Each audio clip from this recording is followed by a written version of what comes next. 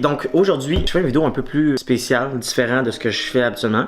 C'est pas nécessairement un vlog, mais c'est peut-être plus pour inspirer les gens autour de moi puis de ceux qui me regardent. Les gens savent pas nécessairement où et comment je me suis rendu où ce que je suis aujourd'hui. Ça prend beaucoup de courage de quitter son emploi puis de partir à son compte. C'est pourquoi je vais faire une vidéo comme ça aujourd'hui pour vous expliquer mon cheminement. Ok, donc à 17 ans, j'ai 18 ans en fait, j'ai eu ma première caméra, ma Canon T3i. C'est une DSLR pour amateurs, disons.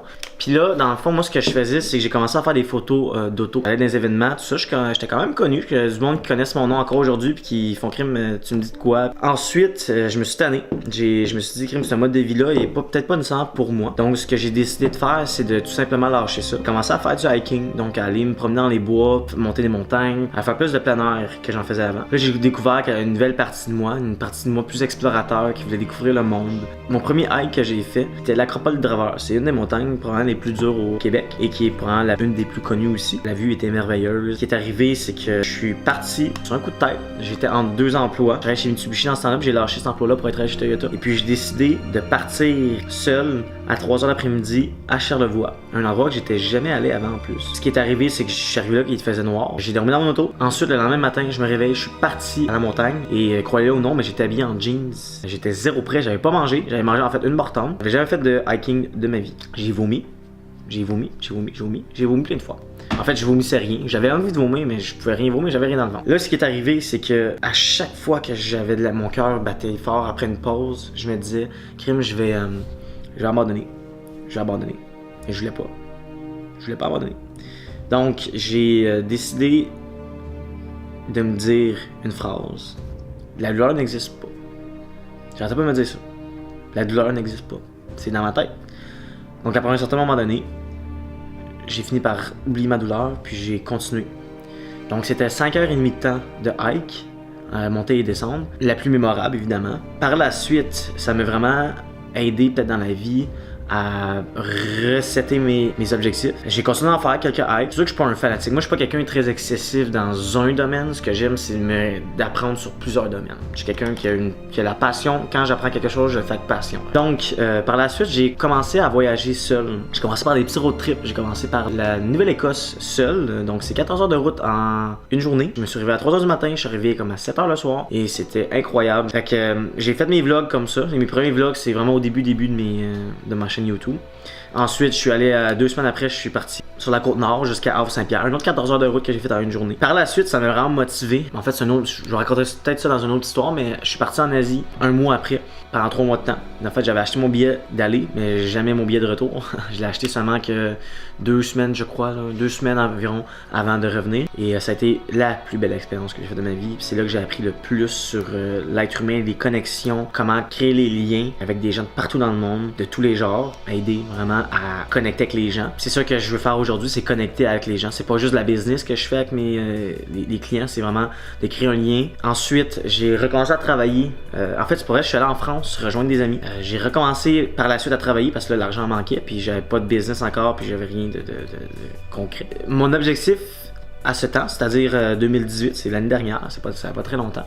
Je voulais vraiment être le meilleur vendeur chez Subaru. Puis là, à un moment donné, après 6 mois, je retourne un peu dans le même état mental où ce que je me disais, crime, je veux pas faire ça toute ma vie. J'ai envie de bâtir quelque chose. Donc j'ai acheté ma caméra. Je reviens. La Panasonic GH3 parce que je veux une caméra qui filmait en 1080p à 60 fps, ce que ma Canon ne faisait pas. Donc j'ai acheté cette caméra-là, j'ai commencé à faire des vidéos, j'ai commencé à me faire voir en ligne, j'ai fait une vidéo de vélo, une chanteuse. Là j'ai parti ma compagnie JEA Media. J'ai fait une collaboration avec un magasin. Ça a commencé comme ça un peu ma carrière de vidéaste. 2 semaines après, j'ai décidé d'acheter, je vais chercher ma Sony. J'ai acheté ma Sony A7 Mark II, c'était mon premier full frame caméra que j'ai d'ailleurs adoré. Je l'ai brisé il y a à peu près une semaine. Là, elle est toute en pièces là, parce que j'ai essayé de la réparer puis ça a comme pas fonctionné. Fait que je la garde en souvenir. Ça, c'est 2 caméras. Dans le fond, ça, c'est mon première caméra, mon premier full frame. Puis pour vrai, c'est mes plus belles caméras. Je vais m'en acheter une autre, ça, c'est sûr. Présentement, je filme sur une GH5. J'ai commencé à faire ce que je fais aujourd'hui, officiellement le 10 janvier 2019. Mais j'ai pris la décision de quitter il y a peut-être 3 mois. La décision dans ma tête, j'essaie de setter les choses pour que je fasse un move qui était intelligent et non impulsif. Parce que j'ai rencontré Seb, Dan, Claudie, qu'on part présentement quelque chose, un organisme. Je vais vous donner plus plus de détails dans les prochaines vidéos. Ça va vraiment être une belle expérience qu'on va vivre ensemble. Tout récemment, je me suis donné comme objectif de faire 365 vidéos en 365 jours. Donc, c'est un gros défi parce que chaque jour, je dois filmer une vidéo, puis je veux que ce soit intéressant, évidemment, qu'il y ait du contenu, de la valeur. C'est pour ça qu'aujourd'hui, je fais une vidéo peut-être plus d'inspiration. J'ai toutes mes caméras ici. Et ce que j'ai appris dans mes derniers jours en tant qu'entrepreneur, c'est que la connexion avec les gens est la plus importante. On peut faire avec des gens de tous les domaines, de tous les genres. C'est la chose que j'ai peut-être pas nécessairement compris dans mes business. Mais là, étant donné que j'ai compris que la connexion, et c'est exactement ça qu'il faut pour avoir une bonne business, j'ai décidé de m'impliquer dans dans des projets où ce que je vais rencontrer des gens, dans du réseautage. Mais c'est vraiment la plus belle expérience que j'ai vécue à date. Puis si jamais il y a quelqu'un qui se pose des questions sur s'il devrait le faire ou pas, moi je te dis tu devrais le faire. Parce qu'en partant, si tu poses la question, c'est que tu as une idée. Puis si tu as une idée, ça doit devenir une action. Parce que la plupart du temps, ce qui fait la différence entre un entrepreneur et quelqu'un qui n'est pas entrepreneur, parce qu'on s'entend que tout le monde a des idées, ben c'est le fait d'entreprendre l'idée. De quitter son emploi, c'est peut-être un gros move, c'est sûr. Puis je suis peut-être pas dans la même situation que les autres. Moi, je vis encore chez mes parents, donc j'ai cette opportunité-là. Puis mes parents me poussent à fond, puis ils m'encouragent. Donc je trouve ça vraiment très le fun de leur part. Si jamais il te manque un petit boost de motivation ou quelque chose, tu peux à 100% me rejoindre. Puis mon objectif, c'est, je sais pas ça va être quoi dans 10 ans, est-ce que les gens vont me connaître, qu'est-ce qui va arriver. Mais mon objectif, ça serait vraiment que je sois capable de parler à tout le monde. Si quelqu'un m'envoie un message, puis qu'il a besoin de motivation, qu'il a besoin de conseils sur des vidéos, qu'il a besoin de peu importe quoi, quelque chose que je peux l'aider, je peux le faire à 100% parce que mon but dans la vie, mon rêve le plus... mon rêve, c'est pas d'être riche, mon rêve c'est d'être libre. Libre financièrement, libre de faire mes propres choix, libre de tout. Et d'aider les gens. Ça, c'est un de mes plus gros... un mandat que je me suis donné. C'est d'aider les gens autour de moi, d'aider les gens qui ont une passion. Parce que moi, ce qui me passionne le plus, c'est les autres qui ont une passion. Les chanteurs, chanteuses, ça me fait capoter parce que quand t'entends une chanteuse qui chante avec passion, c'est juste incroyable. Et là, j'ai parti un groupe également d'influenceurs où on est tous des passionnés dans notre domaine, dans le yoga, que ce soit dans le bien-être, que ce soit dans le sport, dans l'informatique, peu importe. Puis c'est ça qui est intéressant, c'est de connecter ces gens-là entre eux. C'est vraiment un beau projet que je travaille en ce moment. Et ça m'a vraiment inspiré en fait à faire cette vidéo-là.